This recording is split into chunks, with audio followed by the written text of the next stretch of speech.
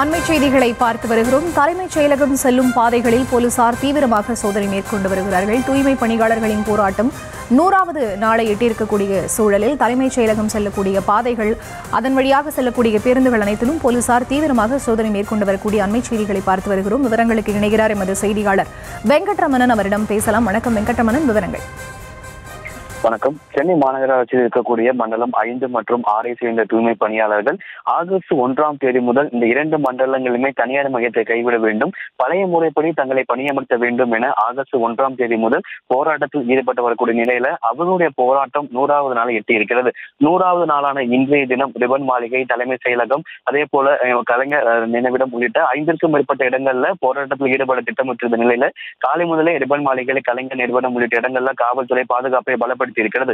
இந்த நிலையில தான் தலைமை செயலகம் நுழைவாயில் முன்பாக அவர்கள் போராட திட்டமிட்டு கிடைத்த தகவலின் அடிப்படையில் தலைமை செயலகம் செல்லும் சாலைக்கு முன்பாகவே தடுப்புகள் அமைத்து காவல்துறையினர் பாதுகாப்பு பணியில் ஈடுபட்டுக் கொண்டிருக்கிறார்கள். குறிப்பாக தலைமை செயலகம் வழியாக செல்லக்கூடிய மாநகர பேருந்துகளிலும் காவல்துறையினர் ஏறி சென்று பேருந்துகள்ல யாராவது சந்தேகத்துக்குரிய நபர்கள் இருக்கிறார்களா, அந்த தலைமை செயலகம் வெளியே சென்று யாரும் போராட்டத்தில் ஈடுபட இருக்கிறார்களா என்கின்ற பேருந்து உள்ளே ஏறி சென்றும் காவலர்கள் தற்போது சோதனை மேற்கொண்டு வருகிறார்கள். தலைமை செயலகம் வழியாக செல்லக்கூடிய மாநகர பேருந்துகள் உள்ளே சென்றும் காவலர்கள் பாதுகாப்பு பணியில் ஈடுபட்டுக் கொண்டிருக்கக்கூடிய நிலையில தலைமை செயலகம் சுற்றி இருக்கக்கூடிய சாலையில முழுவதுமாகவே தடுப்புகள் அமைத்து, அந்த தலைமை செயலகம் செல்வதற்கு முன்பாக இருக்கக்கூடிய சாலைகளிலுமே தடுப்புகள் அமைத்து காவல்துறை தற்பொழுது பாதுகாப்பை பலப்படுத்தி இருக்கிறது. ரிபன் மாளிகை, தலைமை செயலகம், அதே போல கலைஞர் நினைவிடம் உள்ளிட்ட 5க்கும் மேற்பட்ட இடங்கள்ல இன்றைய தினம் 100வது நாள் போராட்டத்தை தூய்மை பணியாளர்கள் முன்னெடுப்பார்கள் என்கின்ற கிடைத்த தகவலின் அடிப்படையில் முன்னதாக தடுப்புகள் தலைமை செயலகம் வழியாக செல்லக்கூடிய சாலைகள்ல முன்னதாக தடுப்புகள் அமைத்தும்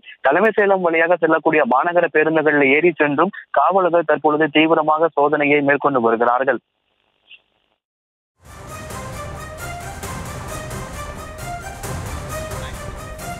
விவரங்களுக்கு நன்றி வெங்கட்ரமணன்.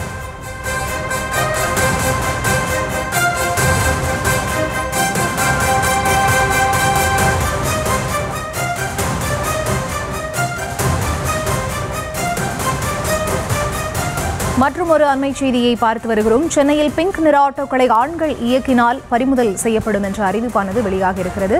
இது தொடர்பான விவரங்களோடு இணைகிறார் செய்தியாளர் வெங்கட்ரமணன். அவரிடம் பேசலாம். வணக்கம் வெங்கட்ரமணன், விவரங்கள். வணக்கம். இளஞ்சிவப்பு ஆட்டோக்களை ஆண்கள் இயக்கினால் ஆட்டோக்கள் பறிமுதல் செய்யப்படும் என சென்னை மாவட்ட ஆட்சித்தலைவர் ரத்னி சித்தார்த் ஜெகடே எச்சரிக்கை விடுத்திருக்கிறார். சென்னை மாநகரத்துல பெண்கள், குழந்தைகள் தனியாக பாதுகாப்புடன் பயணம் செய்ய ஏதுவாக பெண்களுக்காக உதவி எண் மற்றும் GPS கருவி பொருத்தப்பட்ட இளஞ்சிவப்பு ஆட்டோ சேவை நடைமுறைப்படுத்தப்பட்டது. இந்த நிலையில தான் இந்த இளஞ்சிவப்பு ஆட்டோக்களை ஆண்கள் சிலர் சென்னையில் பல இடங்களை ஓட்டி வருவதாக புகார் எழுந்தது. இது தொடர்பாக சமூக நலத்துறை கலாய்வு குழு கடந்த சில நாட்களாக ஆய்வு மேற்கொண்டனர். இதில் சில ஆண்கள் இளஞ்சிவப்பு ஆட்டோக்களை சில ஆண்கள் ஓட்டுவதாக கண்டறியப்பட்டிருக்கிறது. தமிழ்நாடு மோட்டார் வாகன விதிகளின் கீழ் இளஞ்சிவப்பு ஆட்டோக்களை பெண்கள் மட்டுமே இயக்க ஆணையிடப்பட்டுள்ளது.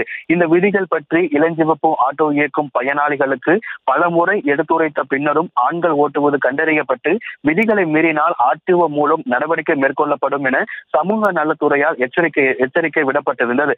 இந்த நிலையில சமூக நலத்துறை ரீதியாக எச்சரிக்கை விடப்பட்ட பின்னரும் தொடர்ந்து ஆண்கள் சிலர் இளஞ்சிவப்பு ஆட்டோக்களை இயக்கி வருவது தொடர்ந்து அது குறித்தான புகார்கள் பெறப்பட்டுள்ளது.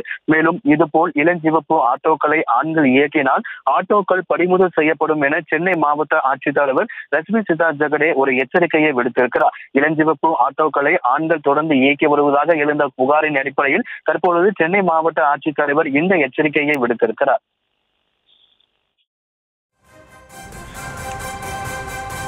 விவரங்களுக்கு நன்றி வெங்கட்ரமணன்.